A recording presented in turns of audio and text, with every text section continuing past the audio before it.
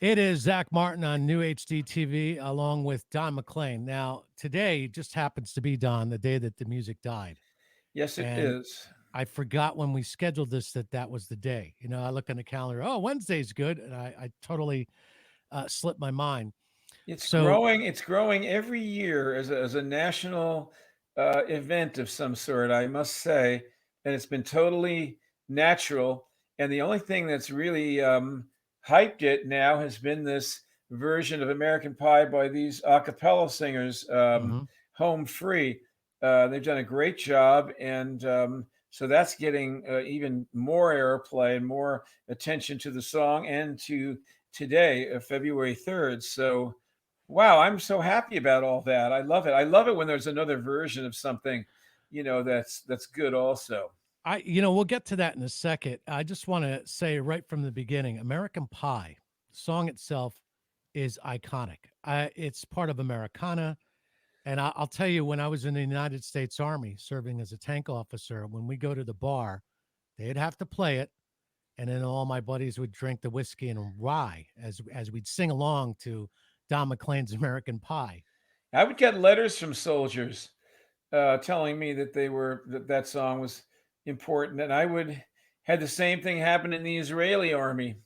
All kinds of armies would sing that song, believe it or not, and the Israelis would sing Babylon. Um, So, the song and the album has contained many songs.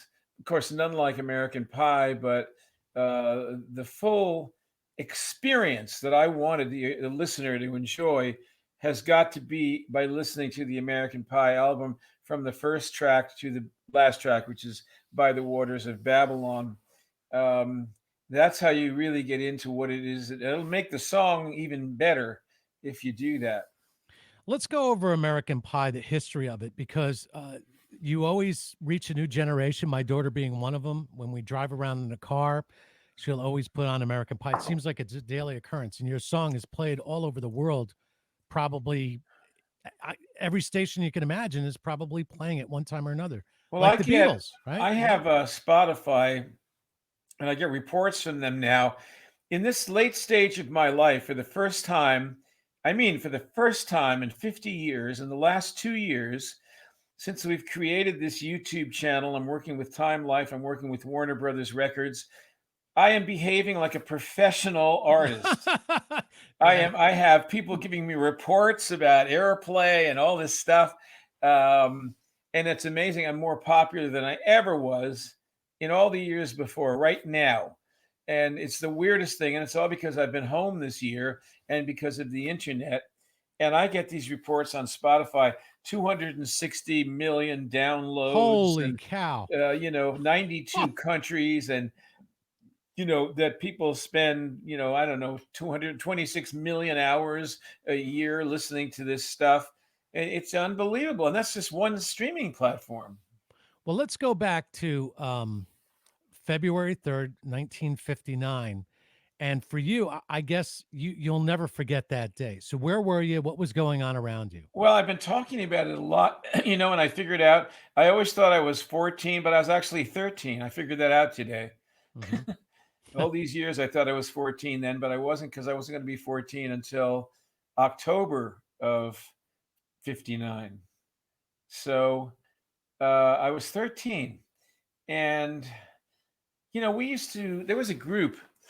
I love Buddy Holly, and there was a group in New Rochelle called the Orchids, and they were a pretty damn good group. And they were a Buddy Holly type group, double guitars, front. They had a singer that was out front, bass, drums, and they would play like mixers and stuff in at country clubs and all that. And I was at one of those once in the 50s, around 57, and actually saw how they played those guitar parts. It was a revelation for me because I just heard the records. So they played It's So Easy, and I saw it. I saw it. I thought, whoa, that's pretty tricky. As Tommy Allsop played that part actually in the later version of the Buddies group. Well, he didn't have the crickets after they left him. He just was on his own. But Alsop was, oh, what a great producer and a great player that guy was. And he's on my records. He's on Crying. He's on the Chain Lightning. He's on Believers. He was a character, and he would play tic tac bass. You had Bob Moore playing upright bass, and then you'd have a cat playing like a 4 string or a 5 string electric bass with a flat pick. So everything, they'd have like a put a real point on the bass, and so that's used a lot on my recordings, and it was a very effective little tool. And that stuff, every these guys were always inventing things. They didn't care. They were looking for new sounds all the time, and so that's when I first began to get the feel of what the Crickets would have really sounded like by hearing this group, the Orchids.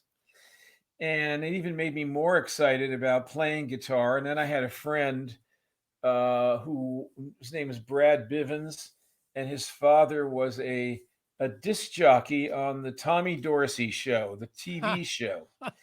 Yeah, this guy Wow. was from the South, and he was a character. This guy, and he had a kinescope of Elvis. And in 1957, I was sitting in my friend's living room watching Elvis on a big screen, and you never saw that anyplace.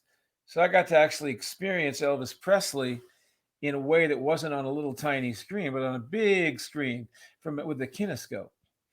And it was seeing Elvis play the guitar that made me think, you know, I mean, I was way too inhibited, to do anything that Elvis was doing. I wasn't going to be shaking Stevens or something, but I was definitely said, that's for me.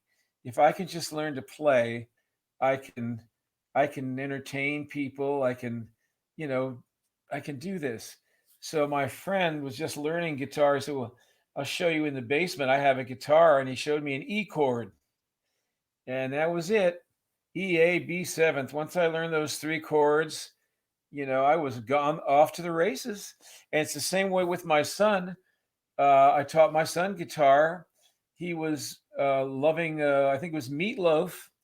He loved Meatloaf. And I said, you can play those songs. They're not that hard. And I got him a Meatloaf songbook with chord changes. And I said, here's E, A, and B seventh. And this song has E and B. And you know the song. So play the chords when you see it. He's an amazing guitar player today. That's fantastic. Hmm. Um, let's go over what led you to write American Pie. I know it was around 1971 from what I remember, but there's always been this legend of where you actually wrote it. And I've heard people argue about it on the radio. I've heard disc jockeys off the air argue the same. It was written in Cold Springs. It was written in Philadelphia. So, where was the song written? How are you inspired? And who are the good old boys drinking whiskey and It was rye? written in Cold Spring and Philadelphia. And Okay. good old boys are just good old boys. Everybody out there that doesn't give a rat's ass who's president. You know what I'm Yeah, talking I about? get you. Yes, exactly. Yeah. All right, that's cool. But there had to be something, and I'm just really curious because Sure, I'll tell you. every time you listen to the song, you get something new out of it. And I've always wondered, like, what were you thinking? What happened? Well, What I was what you know about that, people don't realize that, but if you like that song, you have some idea of how I think. And I think in a very random way, and I think all over the place. I don't really go in a straight line, and I'm philosophical in my mm, thinking. hmm Um, I'm not. If I like you, I'm fun to have a conversation with. But if I don't like you, I'm not, because if you attack me or you question me or you do things, I'm going to ask you questions. You know, and that is how I learn things about people. See how they're going to react and whatnot. But in any case, I like the truth. I really do. And Socrates would ask questions to get to the truth about obscure notions about, what is honor, what is friendship, what is love, these kind of things. This was, way before Christ. You had Plato who had the world of forms way before you had heaven.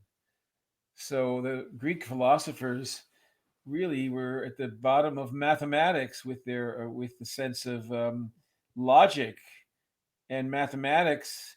If you think about it, coming from philosophy, has put a man on the moon. So it's how you extrapolate knowledge and the truth. And so the truth is really important to me. And I don't, if I don't respect you, I might not tell you the truth. But if I like you, I'll always tell you the truth because, why should you know the truth if I don't like you? Hmm. But if I like you, I love you, whatever, why you need to know the truth. So I like you. And I will say that I lived in this little cottage. It was a gatehouse owned by a man named James Benenson in Cold Spring, New York, which is a little hamlet on the Hudson and directly across from West Point, 50 miles north of New York City. That was where I lived after I left home and decided to get involved with the Hudson River Sloop.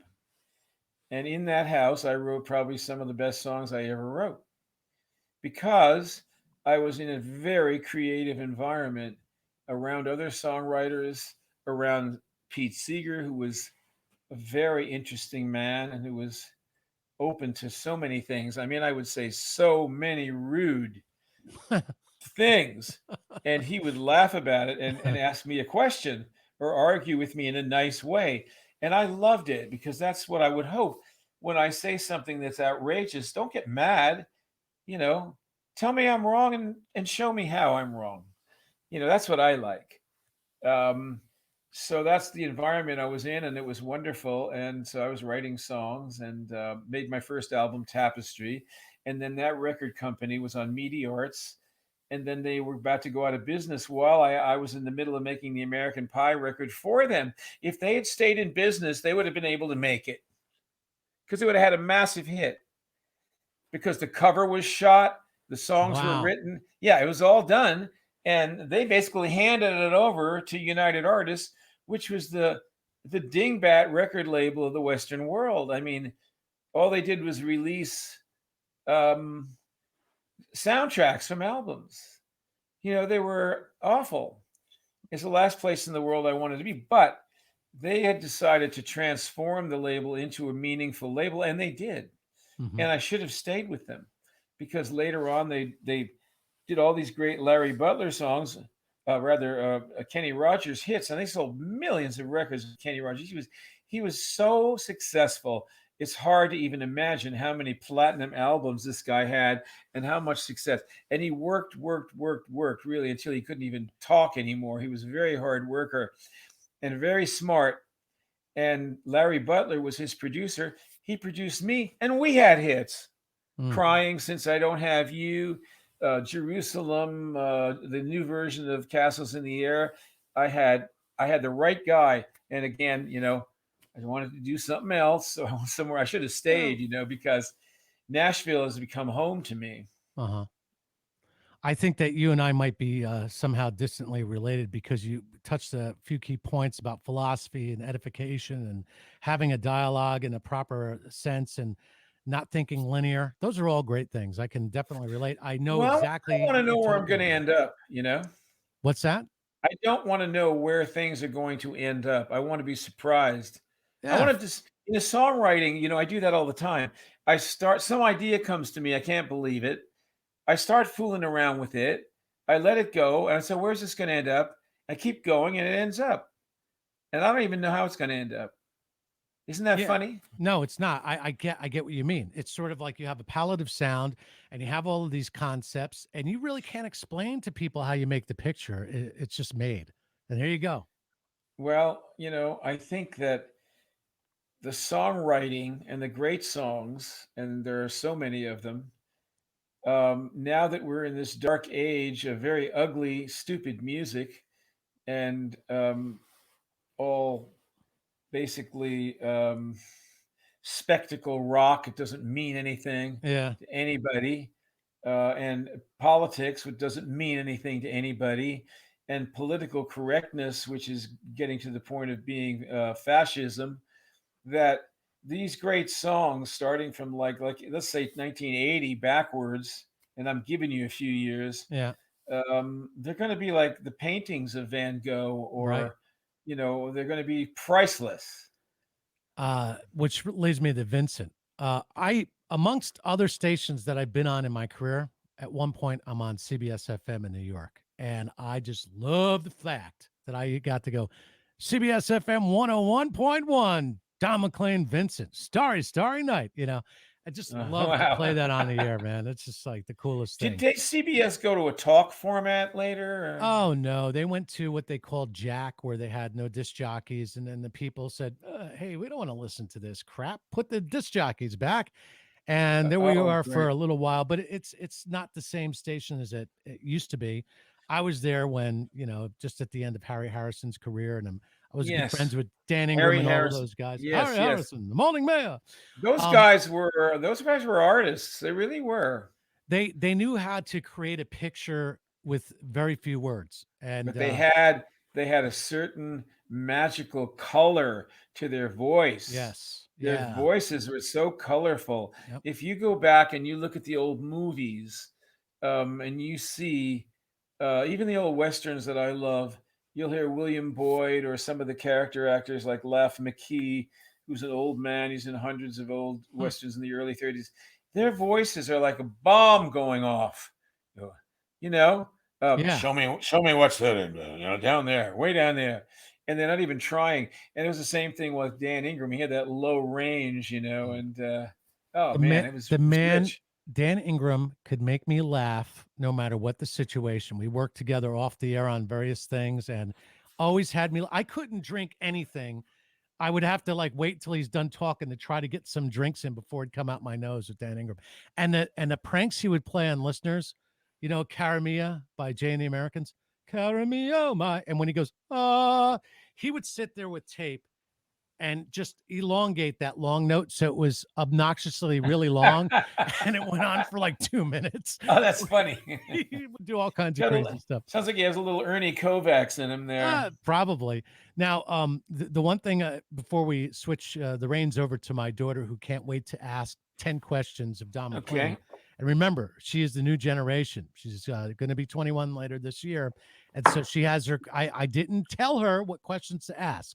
So whatever she Well, I'll asks, it's from a young person. I'll be very nice. Yeah. Now, we have a series called Designing for Music. I work with Judy Salovitz and Spencer Drayton, and various other album designers. I have to say, American Pie, the iconic with your thumb and the red, white, and blue, is just something that always, every time I hear the song, I think of the album cover. Give us a little bit about who designed that, the story behind the album cover. That is designed by a man named George Whiteman. And I don't think George ever designed an album cover before or after. He lives in Mexico now. He's 80 years old, 85 probably. I hope he's still alive. I think he is. At the time I went there, and I only visited him one time, I went to his studio and his home, and out in front of the studio, or wherever it was this big um, Rolls Royce. I mean, an antique, a silver cloud, one of those cars. It's just the apex of English car design and everything. There it was, in various colors of silver and gray. And I'm aware of this stuff. So I go in there and he sits down, and all of a sudden he was a hot fashion model photographer. Oh, boy, you showed And up at the right time. I'm sitting there, and all of a sudden this girl walks in. Oh, Georgie, and she's, you can't believe what she looked like. And so he's always having these women all over the place. Love this guy. Anyway, he doesn't pay any attention to her. So he says, "Okay, let me see your hand." He said, "I'm gonna paint your thumb." So we go into his studio. He takes my hand and he paints the thumb. He puts a star on it. And he said, "Now, I want to have you put your hand like that. I want to see how it is. Oh, I like that. He said, now I want you to get your guitar up here and put it down at the end. So it's down at the end like that. Uh-huh.